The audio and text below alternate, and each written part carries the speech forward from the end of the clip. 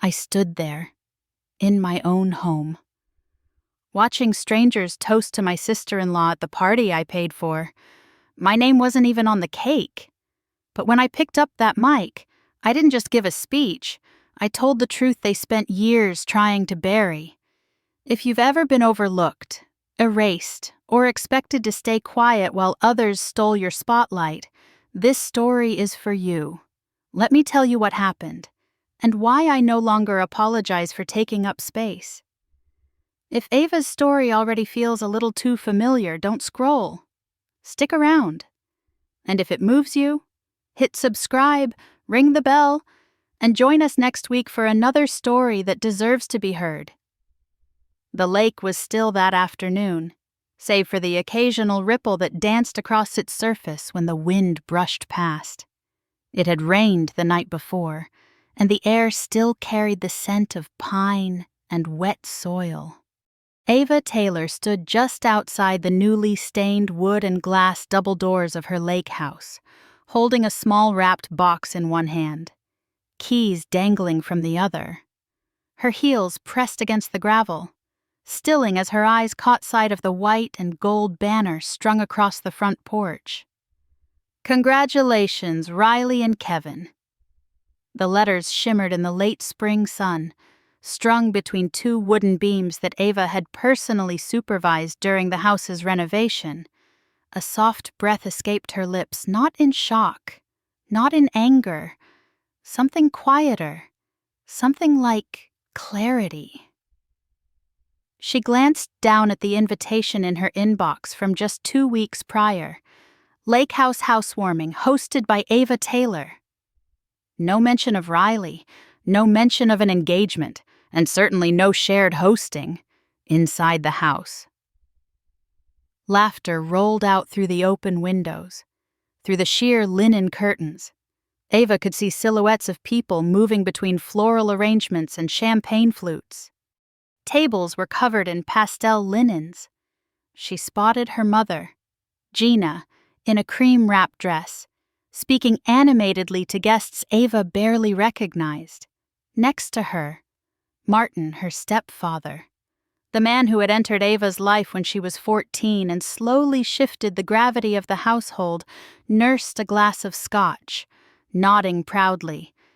And in the center, radiant in a fitted pearl gray dress, stood Riley, Ava's half-sister, younger by 7 years. Riley, with her arm tucked neatly into Kevin's, laughing as their hands danced atop a cake knife. Behind them stood a white and blush 2-tiered cake, RK Forever, piped in gold lettering. The scene might have been beautiful if it hadn't been built on someone else's foundation. Her foundation?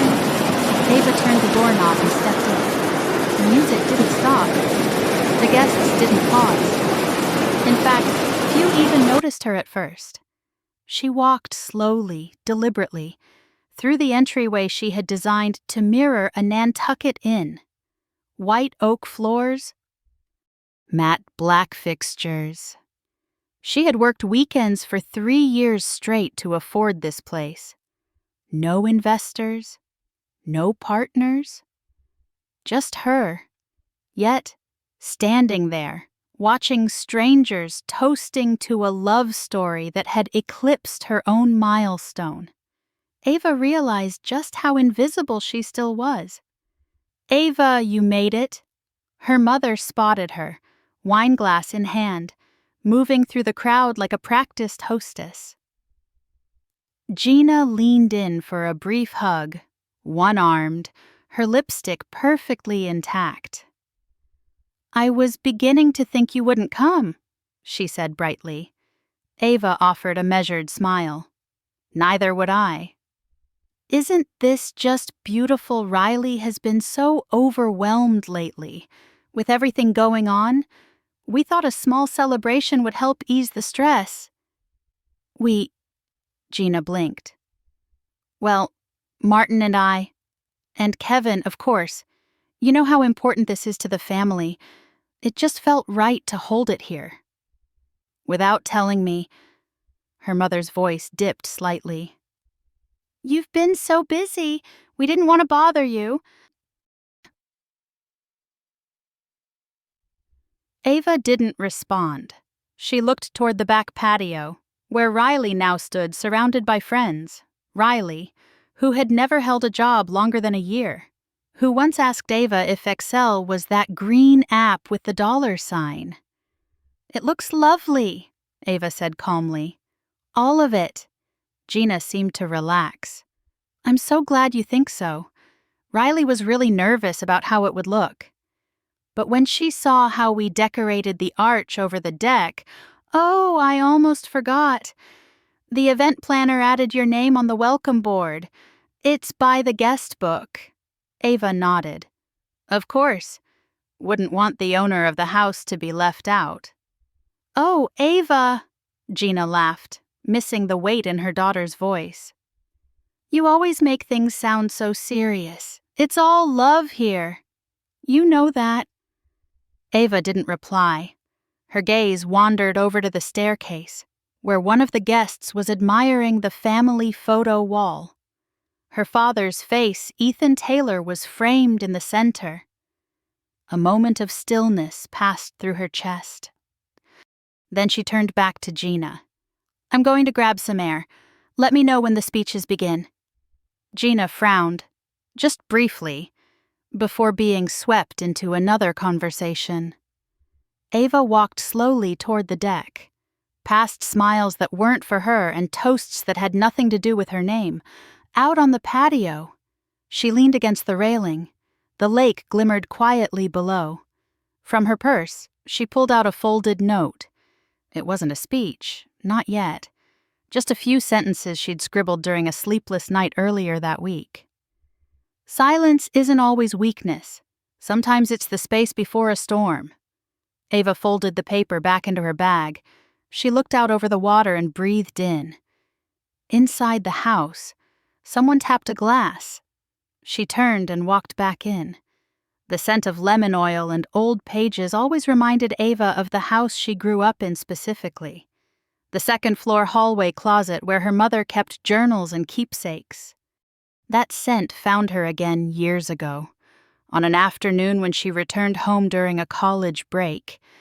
Not to rest, but to retrieve documents for a scholarship interview. It was the day she found the notebook. She hadn't meant to read it. She was looking for her high school transcripts, digging through drawers and labeled bins stacked in the guest room that used to be her bedroom. Her real bedroom, the one with south-facing windows and built-in bookshelves her father installed for her 10th birthday, had been repainted in pale lilac and filled with crib furniture. Riley had arrived 2 years after Ava's mother. Gina married Martin Harrison. Riley was born in the spring. And so, in some unspoken reshuffling of belonging, Ava was moved into the smaller guest room. Her things were boxed without her input. When she returned from a friend's house that day, her bookshelf had been dismantled and stored. The framed photo of her father on the desk, replaced with a soft pink humidifier. There had been no confrontation, no dramatic explanation. Gina simply said, Riley needs space, and you're growing up. It's time you learn to adjust. That was Gina's way. Gentle firmness layered over decisions already made. But Ava adapted. She always had. She learned not to ask questions, to find solitude in early morning hours and long bus rides to the library. Her father had once told her that silence could be a form of strength. At the time, she believed him. Later, she'd realize he hadn't been talking about surrender. The notebook she found that day was bound in soft brown leather, its edges worn smooth. On the front page, in her mother's looping script, was written Riley, Year 1. Ava stood motionless for a long moment before flipping the page. The first entry was dated the week Riley came home from the hospital. She stretches her toes when she sleeps. Martin says she's a dreamer. I hope she always is. The next several pages chronicled Riley's feeding schedule, First words, allergies. Then the tone shifted, less record-keeping, more reflection. Riley's laugh lights up the room. Sometimes I forget what it was like before she arrived. It's like she gave me a second chance to be whole again. That line stayed with Ava for a long time. She flipped faster then. Birthday memories, preschool drawings, a paragraph about Riley's stage fright before a Christmas recital, a photo tucked in the crease Riley, maybe 5, beaming in a red dress beside a Christmas tree, nowhere, in over 50 pages. Did Ava's name appear? Not a single line, not a single thought. The ache wasn't instant. It spread slowly, like cold air under a door. Ava sat on the edge of the guest bed, the notebook resting open in her lap, and tried to understand whether she was surprised. She wasn't. By then, Ava had already accepted that her presence in the house had become conditional. She had been 14 when her father, Ethan Taylor, died of pancreatic cancer. Gina barely waited 6 months before Martin started visiting in the evenings. A year later, they were married in a small ceremony Ava wasn't invited to help plan. At school, she lied and said she had the flu that day. Martin was never cruel, not in words, but he treated Ava with the distant politeness one reserves for a house guest who has overstayed their welcome. Her thoughts were uninvited, her voice unnecessary. Over time, she stopped offering either. College became her escape. Princeton accepted her with a partial scholarship. But Gina and Martin declined to cover the rest. "We have Riley to think about," Gina had said, "and a state college is more practical for someone like you." Her grandparents eventually paid the tuition in full. That act alone was the only reason Ava made it through her undergrad years without breaking apart. Even now, she could recall the taste of that moment in the kitchen, when her mother dismissed her future like a mismatched handbag. It wasn't anger Ava felt then. It was an old, cold realization becoming sharp again. She didn't belong here. She never really had. When Ava closed the notebook, she didn't cry. She simply returned it to the drawer, right where she found it, and then she stood, walked into what used to be her room, and stared at the space where her father's shelf once stood. In its place was a white changing table. Later that evening, she ate dinner with the family as if nothing had happened. She smiled when Riley spilled juice. She helped Martin carry in the groceries. And when she left that Sunday, she didn't say anything about the notebook. She never brought it up. Because deep down, Ava understood some truths don't need to be shouted. They just need to be known. And that knowledge had started changing her. Even then, it was quiet, almost invisible. But it was the first thread of separation, the beginning of a boundary, drawn not in defiance, but in grief. A silent line saying, "I see now, and I will never ask again." For nearly 2 years, Ava Taylor's name never showed up on a thank you card, but it appeared on every invoice that mattered. The payment started the way most obligations, disguised as love due quietly and without ceremony. One winter evening, a brief message from her mother arrived. "The heating bill's a little high this month. Riley's staying over a few nights. Could you help us out just this once?" Ava replied with a transfer of $347.89. No follow-up message, no acknowledgement. The silence was the thank you. The next month, it was the water bill. Then car insurance for Martin's sedan, which he said he needed to drive Riley to prenatal appointments. Riley wasn't pregnant. Ava paid anyway. After all, it was easier than arguing.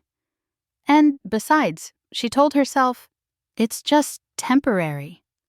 But like all things in the Harrison household, temporary quietly turned into standard. By month 6, Ava had created a separate tracking spreadsheet on her personal laptop, not out of bitterness, but out of clarity. She wasn't petty. She was a data analyst. And in the world of data, patterns meant everything. Electricity, $128.54. Water, $74.20. Internet and cable under Ava's name, $189.99. Two-car repairs, $2, $340.77. Martin's dental work, $890. Gina's emergency vet bill for the dog Riley begged for, then forgot about, $607.50. One refrigerator replacement, $1,120. By the end of year one, the spreadsheet tallied just over $11,000. By the end of year two, it neared $20,000. Not once did Gina ask if Ava was okay. Not once did Martin express concern over how she balanced the bills. And not once did either of them ask, "Do you have enough for yourself?" And still, Ava kept sending money. She told no one. Not her colleagues, not Tiffany, her assistant, not even her grandparents.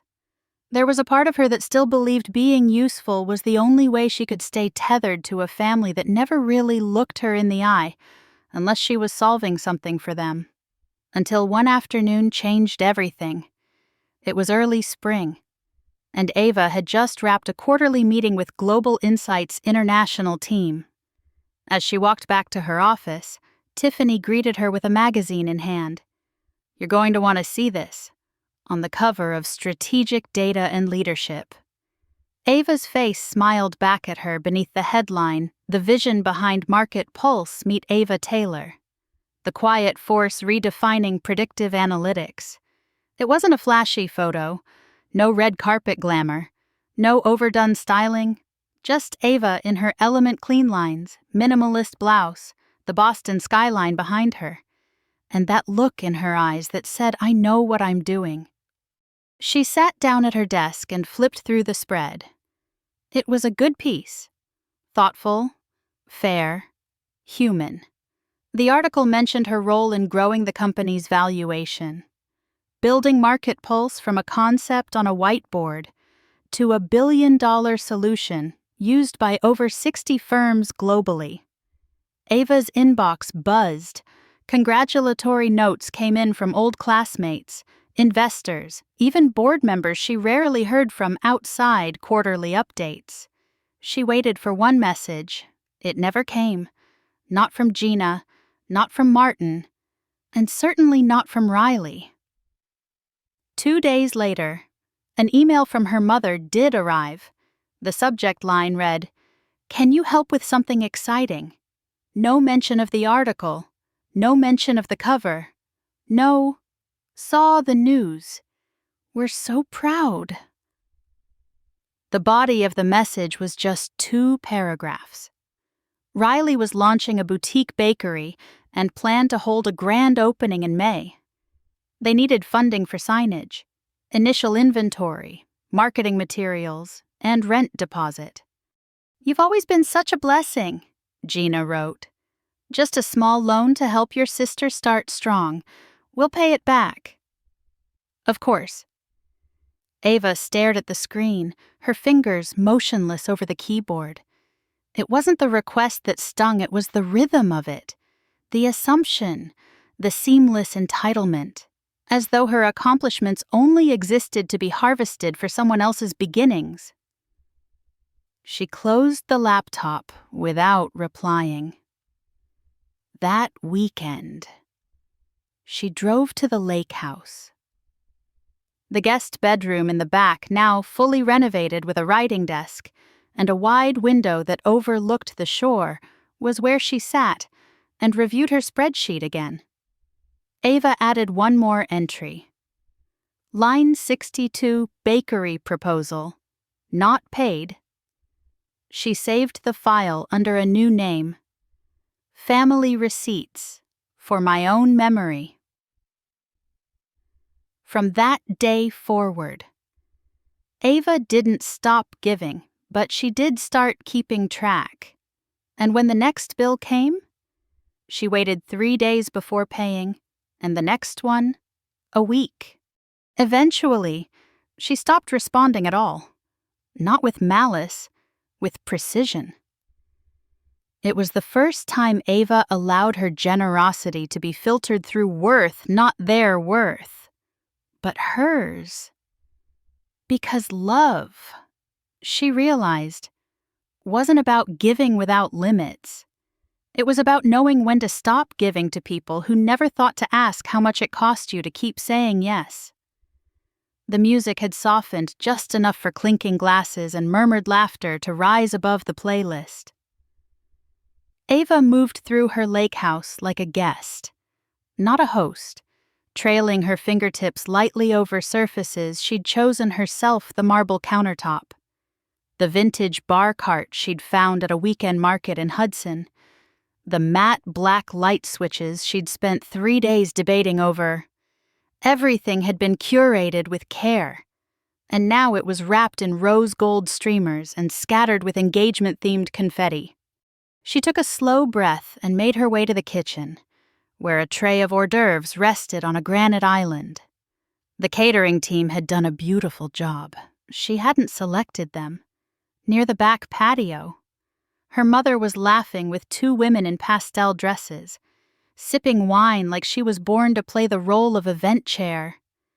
Ava stepped closer. Gina turned mid-sentence. "Oh, there you are," she said, her voice warm, casual like nothing at all was wrong.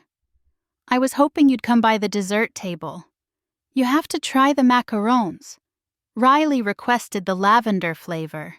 So refined." Don't you think Ava studied her mother's face? No trace of guilt, no flicker of recognition that something might be off? "I thought this was a housewarming," Ava said quietly. Gina blinked, but didn't pause long. It's both. Really, Riley's engagement was such a happy surprise we thought, why not combine the two one celebration? It's more efficient that way. Ava's lips curled slightly. Efficient. Gina touched her arm lightly. "Sweetheart, I know you might feel surprised, but you've had so many accomplishments lately. The promotion, the Forbes piece this house, you're doing wonderfully. Riley, well, this is her first big moment. She needs it. She needs my house, my guest list, my money." That was the first time Gina hesitated. "You transferred the funds to help with the event," she said evenly. "I handled the details." Ava's tone didn't change. The invitation said Ava's housewarming, not Riley's engagement. "Well, we didn't want to make her nervous," Gina replied, voice soft like she was explaining something obvious to a child. "And honestly, you know how your sister is. She can be sensitive.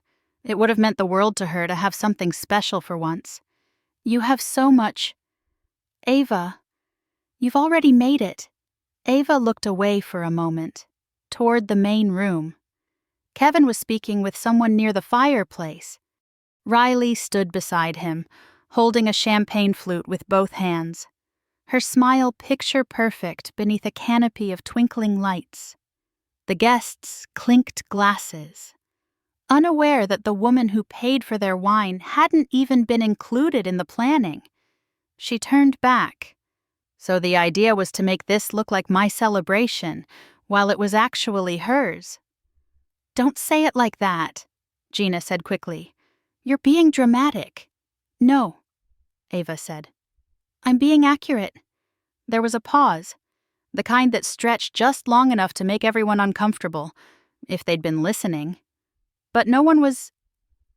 "Anyway," Gina said, recovering. "Everything looks beautiful, doesn't it? That should matter too. We put a lot of thought into this. I even asked them to include your name on the welcome sign." Ava's eyes flicked toward the entrance. A wooden board rested on an easel there, scripted in pale pink chalk paint. A special celebration at the Taylor Lake House. Ava, Riley, and Kevin. Her name, bundled in like an afterthought. "I see," Ava said. She didn't yell, didn't demand the guests be informed of the switch, didn't storm out or throw wine or pull the plug on the speakers. She simply straightened her posture, took a breath, and said, "I'll stay. And I'll give a speech later." Gina looked surprised. "You will?" Ava nodded. "Of course. It's a special day." After all. Her mother smiled, relieved. "Good. That's good." As Gina drifted off, Ava walked back toward the window. The lake was calm again, the water reflecting the early evening sky like a mirror too honest for its own good. She could hear Riley's laughter behind her, bright and youthful, bouncing off the high ceilings of a house Riley hadn't lifted a single brick to build. Ava reached into her clutch and pulled out her phone. She opened her notes app, scrolled past project outlines and investment summaries, and tapped the file she'd started 2 nights ago. Speech draft, Lake House. First line. "Thank you for being here today. This house has been a dream built from solitude, strategy, and silence." Her finger hovered over the screen, then tapped edit. She began typing, adding one more line before locking the phone again. Tonight, the silence ends. It wasn't revenge. She wasn't here to destroy anything. She was here to reclaim her own name, spoken aloud, under her own roof. And this time, she would not be quiet. The mic felt cool in Ava's hand, lightweight, cordless, indifferent. The room was alive with chatter, glass clinks, and ambient music looping somewhere near the ceiling speakers. A few people were already drifting toward the dessert table, drawn to the camera-ready cake and floral centerpieces. Riley was laughing in the center of a semicircle, her left hand flashing the delicate engagement ring that sparkled under the chandelier Ava had paid extra to have imported from Italy. A staff member tapped the side of his glass. Once, twice. The sound rippled through the space like a pebble skipping across a lake. A hush followed. "Ladies and gentlemen," he said, "if I could have your attention for a brief moment. Ava Taylor, the host of this evening's celebration, would like to say a few words, some scattered applause, a few polite nods." Riley clapped delicately, not quite hiding the hint of confusion that flickered across her face. Ava stepped forward, heels clicking softly against the hardwood floor. She took her place near the fireplace. Just beneath the canvas painting she had chosen for this room, a quiet landscape of a single path winding through a forest. She looked out over the crowd. 50 people, maybe more. Some familiar, most not. All gathered here, in her home, under a banner that bore someone else's name. She lifted the mic. "Thank you," Ava said, her voice steady. "I know many of you are here to celebrate something special, a milestone, a commitment, a moment of joy. And it's true, there is something to celebrate tonight." She smiled briefly, letting her gaze drift toward Riley and Kevin, who stood side by side in the crowd. "But first," she continued, "I'd like to share a few things you might not know about the space you're standing in." The room quieted further. Somewhere in the back, a glass was set down with more care than usual. "This house," Ava said, "was not gifted to me. It was not inherited. It didn't come from a trust fund or a generous spouse. I bought this place after nearly a decade of 80-hour weeks, after 2 economic downturns, and after being told repeatedly that I was too quiet to lead." She let the words settle. then added, "And when I transferred $4,000 to my mother to help plan a small housewarming celebration, this was not the event I had in mind." Murmurs.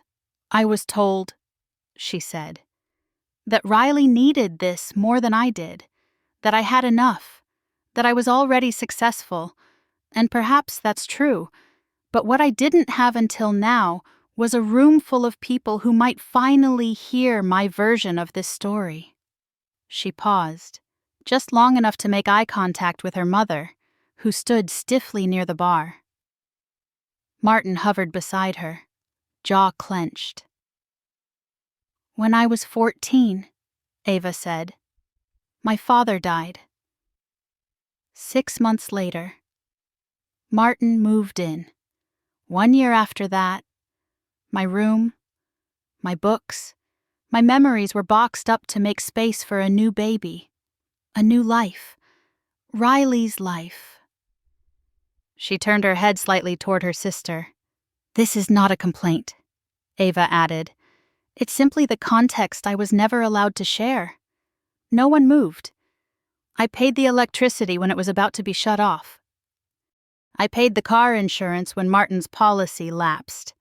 I covered the vet bill for the dog Riley wanted and forgot about, and when Riley wanted to open a bakery, I was asked to invest.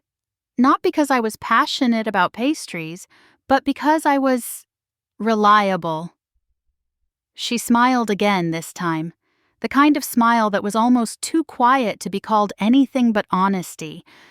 "I gave," Ava said, "not because I was asked nicely, not because I was loved in return, but because, for a long time, I thought that's what daughters do, even the invisible ones." The room was frozen. "And yet," she said, glancing around, "when I arrived today at my own home, I wasn't greeted as a host. I wasn't acknowledged as the person who built this life from nothing. I was background, a soft breath in. Then I'm no longer interested in standing in the background." Gina took a step forward, her face pale. "Ava," she said, low and sharp. "I think that's enough." Martin's voice followed, louder, harsher. "This isn't the place for this. You're making a scene." Ava turned her gaze to him, unwavering. "No," she said calmly. "I'm making a statement." Martin stepped toward her. "You need to leave." She tilted her head, studying him like one might a stranger stepping across a line. "If anyone should leave this house," she said evenly, "it certainly isn't me." The silence that followed was not awkward. It was seismic. It rolled across the floorboards, past the buffet table and the guest book, out through the windows and into the air above the lake. Riley looked at Kevin. Kevin looked away. In the stillness, Ava clicked the mic off and set it gently on the mantel. Then, without raising her voice, without slamming a door, she turned and walked toward the kitchen. It was her house. And she had just taken it back. For a moment, no one moved. Ava's words still hung in the air like a bell's final chime low, reverberating, impossible to ignore. Gina stood stiff, arms folded across her stomach, her eyes darting toward the kitchen where Ava had disappeared. Martin remained rooted near the center of the room, shoulders squared as if he were holding the house itself together with posture alone. Riley looked stunned, her face tight with disbelief, blinking rapidly like she had just emerged from underwater. Then, softly, a voice cut through the silence. "I think it's time we added something," Frank Taylor said. All eyes turned. Ava's grandfather stepped forward from the far end of the room, his posture straight despite the years in his frame. Helen walked beside him, quiet as ever, but with her hand wrapped firmly around his arm. Frank cleared his throat, not for dramatic effect, but because decades of teaching had trained him to command attention without raising his voice. "We've listened long enough," he said, looking directly at Gina. "Now it's time we speak." Gina opened her mouth, then hesitated. It had been years since her father-in-law had addressed her with that tone, measured, quiet, final. Frank continued, "3 months ago, Helen and I updated our will. We didn't do it out of spite. We did it because we've been watching." His eyes moved to Ava, who had returned and now stood near the edge of the crowd, arms at her sides, gaze steady. "All of our assets," Frank said, "including the house in Cambridge, the investment accounts, and the family trust will go to Ava." A collective gasp swept through the room like a dropped glass shattering in slow motion. Helen nodded gently. "It's not about money, it's about integrity," she said. "And we've seen who has it." Gina's face drained of color. "Dad, what are you talking about? You made your choice." "Gina," Frank replied, "years ago, and you reinforced it again tonight." Riley stepped forward now, her expression shifting from confusion to fury. "This is ridiculous," she snapped. "She's been bitter for years." "Of course she put on a show. You're falling for it." Kevin looked at her, then really looked. "Put on a show?" Riley turned, her voice rising. "You don't know her like I do. She's always had this need to be the center of attention. She's jealous. Always has been." "I don't think she's jealous," Kevin said quietly. Riley froze. "I think she's tired," he added. He looked at Ava, and the expression on his face was something Ava hadn't expected. Not pity, but realization. A dawning understanding that the story he had been told about Ava Taylor was missing chapters. "I didn't know," he said, "about any of this. No one did." Ava replied softly, "That's how it's always been." Riley's voice turned shrill. "You're trying to ruin everything. You couldn't just let me have one day." Ava didn't flinch.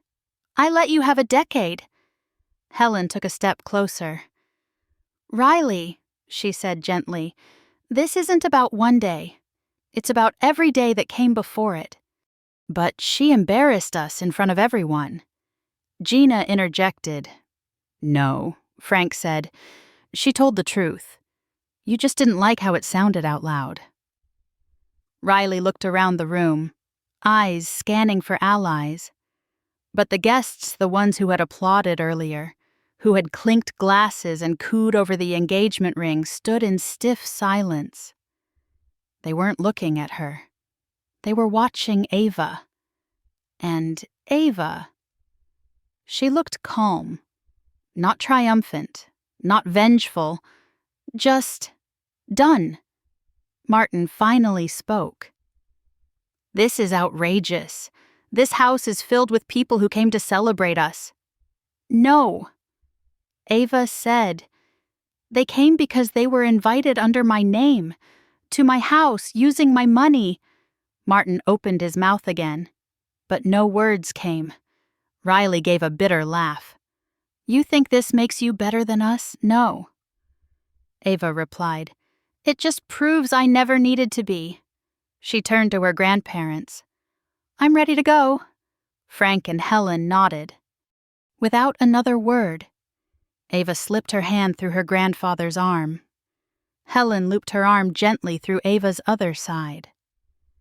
They walked slowly toward the front door, past the catered bar and the dessert table, past the frozen stares and half-finished sentences. As Ava reached for the door handle, she glanced back one last time. Riley stood in the center of the room, alone, her hands clenched into trembling fists. Gina sat down heavily on the edge of the couch, looking at no one. Martin stared out the window, as if the lake might give him an answer. The house behind them wasn't loud. It didn't collapse with a crash. It folded inward quietly like a mask slipping from a tired face. And Ava, who had once believed silence was survival, now walked into the night with her voice intact. This time, it wasn't about being heard. It was about no longer needing permission to leave. 3 years passed. The lake house stood exactly as it had that night. But inside, everything had changed.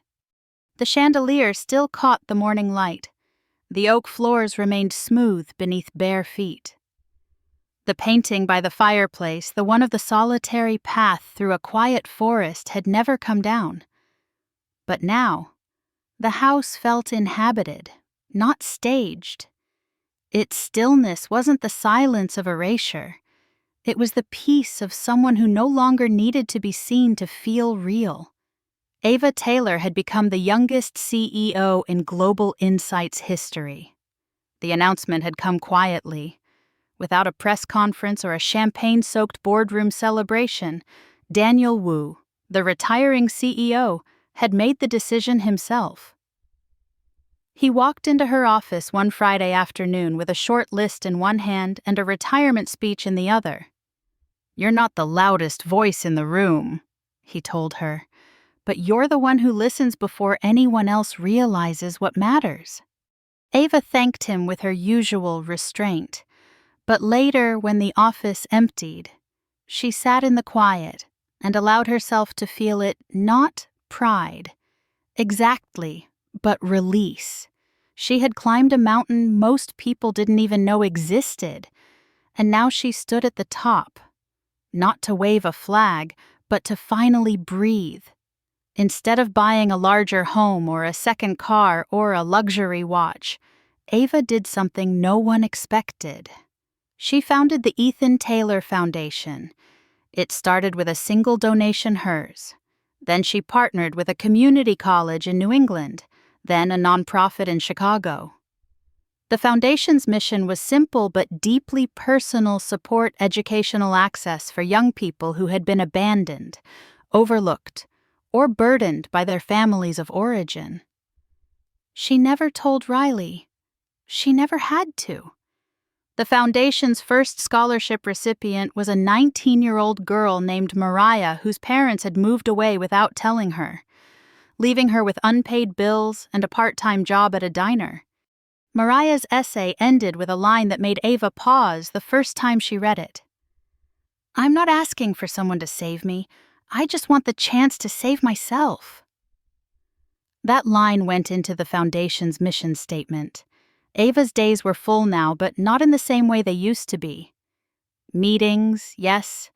Strategic reviews, product launches, quarterly forecasts, but also Saturday mornings on the deck, playing chess with Frank, who still insisted on narrating his moves like a sports commentator. Late afternoons, steeping herbs with Helen, who swore by her lemon balm and sage blend for both memory and mood. Walks through the garden behind the lake house, which Ava kept mostly wild. She liked that some things didn't need pruning to be beautiful. She hadn't spoken to her mother since that night. There had been no apologies, no attempts to reach out that weren't veiled in some new request. Eventually, the silence became less a wall and more a boundary, one Ava no longer needed to explain or defend. Martin retired early after a quiet departure from his firm. Riley's engagement to Kevin dissolved 6 months after the party. From what Ava heard through a distant cousin, Riley had moved back home and was now teaching Pilates part-time. Ava didn't feel vindicated. She felt nothing at all. And that, perhaps, was the most peaceful outcome. Some evenings, she sat by the lake with a book she didn't finish, watching the sun fall behind the trees. She no longer waited for a phone call, a message, a moment of reconciliation that would rewrite the past. She had let go of that hope the way one lets go of a balloon into the sky, not out of spite, but because she was no longer interested in holding something that kept pulling upward while she remained rooted below. When journalists asked her how she found the strength to succeed in a male-dominated industry, Her answer surprised them. "I didn't succeed to prove anything to anyone," she said. "I succeeded because I stopped trying to be someone my family could finally approve of." She never named them. She didn't need to. The people who mattered knew the truth, and the ones who didn't. They weren't owed an explanation. One quiet Sunday, as autumn began painting the treetops gold, Ava stood on the deck beside her grandfather. "You always move your queen too early," Frank said, studying the chessboard. "I like taking risks," Ava replied. He laughed. "You like precision disguised as risk. There's a difference." She smirked and made the move anyway. Helen brought out tea in clay mugs she'd made during her last pottery class. The steam curled up like a promise that warmth could come even after long seasons of cold. Ava looked out over the lake. For a long time, she had believed survival required silence. Then she had believed it required speech. Now, she understood it only required space, the kind she had built, earned, and protected. And in that space, she wasn't a title, or a daughter, or a cautionary tale. She was Ava. And that was enough. The knock came just after noon. Soft but deliberate, Ava had been in the kitchen, slicing lemons for tea. When she heard it, 3 raps, followed by silence. Not a delivery. Not a neighbor. That kind of knock carried history. She dried her hands slowly, heart quiet, not anxious. She already knew. When she opened the door, there they stood. Gina wore pearl earrings and a beige cardigan draped too carefully over her shoulders. Her lipstick was fresh, the same shade Ava remembered from her teenage years. Martin stood beside her, arms crossed, chin slightly lifted as if preparing to present a case. "Ava," Gina said, managing a practiced smile. "Hi, sweetheart. Do you have a moment?" Ava studied their faces, more tired than before, less sure of themselves. She stepped aside without a word. They walked into the living room like visitors at a museum, cautious, reluctant to admit how long it had been. Gina looked around, pausing near the window. Martin hovered near the edge of the couch but didn't sit. Ava stood, arms loosely crossed, grounded and waiting. Gina cleared her throat. We've been thinking. Martin's retirement was earlier than planned, and I've had some unexpected health bills." Ava said nothing. Gina pressed on. "We were hoping you might consider helping. Just something small, $2,000 a month, to help with living expenses, insurance." "Aging's expensive," Martin chimed in. "It's not much, not for someone in your position." Ava's face remained still. "Why now?" Gina blinked. "We thought since you're doing well." "No," Ava said gently. "Why now? After years of silence, why today?" Martin stepped forward. "Because we're being honest. Because we're asking directly instead of pretending." Ava turned, walked to the bookshelf, and returned with a manila folder. She placed it on the table between them. "I drafted this last year," she said, "just in case this ever happened." Gina furrowed her brows. "What is it? A formal contract, outlining the terms of monthly support, and a clause reassigning the remaining value of any future estate house. Savings. Everything to me. Riley would be excluded." Gina's expression hardened. "You want us to sign away our home? I want transparency," Ava replied. "And fairness." Martin's voice sharpened. "That's absurd." "No," Ava said calmly. "What was absurd was watching you hand over my bedroom, my education, and my father's memory to someone else without ever looking back." "That's not true," Gina whispered. "We did the best we could." Ava's jaw tensed, just slightly. "No, You did what was convenient. She looked directly at her mother. When Dad died, I didn't expect you to stay broken, but I never thought you'd erase me to feel whole again. Gina's face flushed. That's not fair. It's not about fair, Ava said, voice steady. It's about facts. I gave you a home. Gina snapped. Food, clothes. We raised you. And I paid you back, Ava replied, quietly, without interest, over and over again. Martin folded his arms tighter. You're being vindictive. No, Ava said, her tone still soft. I'm being honest. She moved to the window, gazing out toward the lake. I've written checks when your water was shut off. Paid for car repairs, vet bills, Riley's bakery launch. You never asked how I was doing. You never wondered what it cost me. She turned back. And now, you come here not to apologize, not to reconnect, but to invoice me again. Gina's voice trembled. We thought you might want to help. We thought you loved us. Ava's eyes darkened, not with anger, but with a kind of old exhaustion. I've already paid, not in money but in years spent living like I didn't exist. The words landed like a stone in deep water. No one moved, no one spoke. I missed college orientations because I was covering your electric bill. I skipped vacations to replace the refrigerator. I sat through birthdays where Riley blew out candles while I cleared the dishes. I've been loyal. I've been silent. And I've been forgotten. Martin opened his mouth, but nothing came out. Ava returned to the table and closed the folder. You don't have to sign. I'm not demanding anything. Gina's hands shook slightly as she reached for her purse. We made mistakes.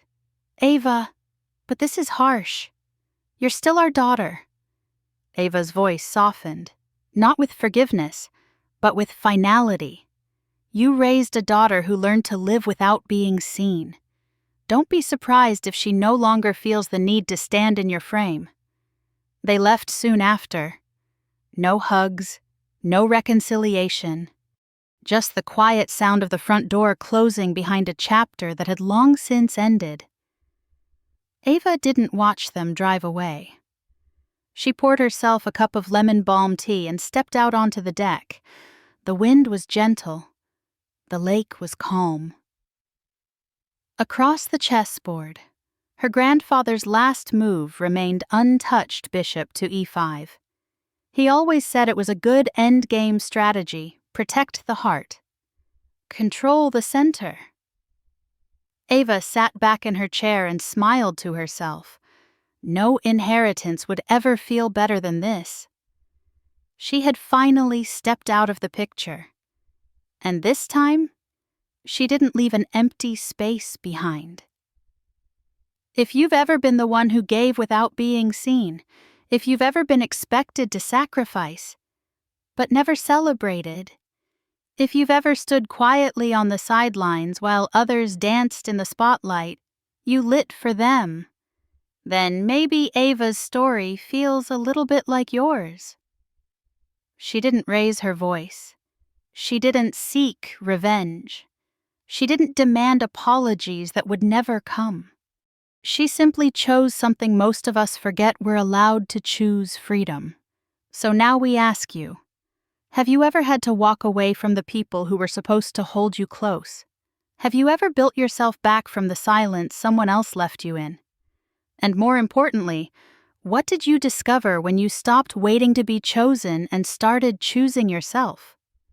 We'd love to hear your story. Share your thoughts in the comments below. Your voice might be exactly what someone else needs to hear tonight. If Ava's journey resonated with you, don't forget to subscribe to our channel. Tap the bell icon so you won't miss the next story. Because sometimes, the most powerful transformations begin in the quietest places. Thank you for listening. We'll be back soon with another voice, another truth, another chance to see yourself, maybe for the first time,